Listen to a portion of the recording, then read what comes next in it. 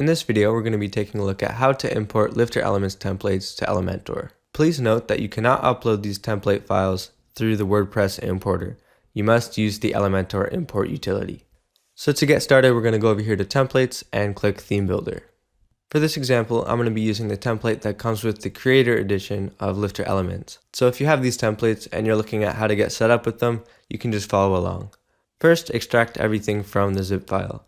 You're going to receive 5 files. 3 of them are the template files, 1 of them is the style sheet, and 1 of them is a README. This gives some written instruction as well as some information about the fonts and color palette. So to import a template, you're going to go up here next to Add New and click Import Templates. This is asking you to upload a JSON file or a zip archive of your templates. These right here are the JSON files, and you cannot upload this zip file because it contains 2 other files that are not template files. To import one, you just click and drag it onto Choose File and click Import Now.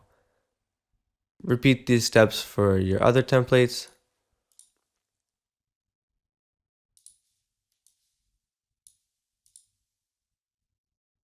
And now all of your templates are imported.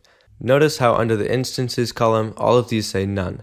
That means that none of these are applying to any of your course content. In order to apply them, you're going to need to say Edit with Elementor.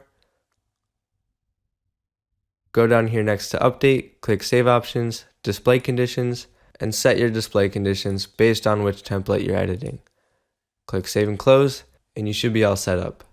If you're confused as to which display conditions you should be setting, I suggest you go take a look at our video on how to create your first templates. Repeat these steps with your other templates.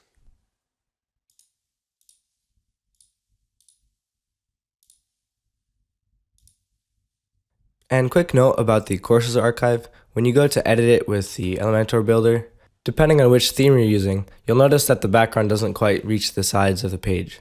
This is because your theme is not setting this page to be full width by default. In order to fix this, go back to the dashboard and find the page that your course archive is being displayed on. In my case, it's the default LifterLMS course catalog page. Go ahead and edit that page. And I'm going to show you how to do this on the Astra theme. If you go over here on the sidebar, there's a section called Astra Settings, and right under that there's the Content Layout drop-down menu. All you need to do is click Full Width/Stretched, and then click Update on the page. If you don't have Astra, you just need to find the setting where you can change the page content layout to full width. So let's go back to the Elementor editor and set our display conditions.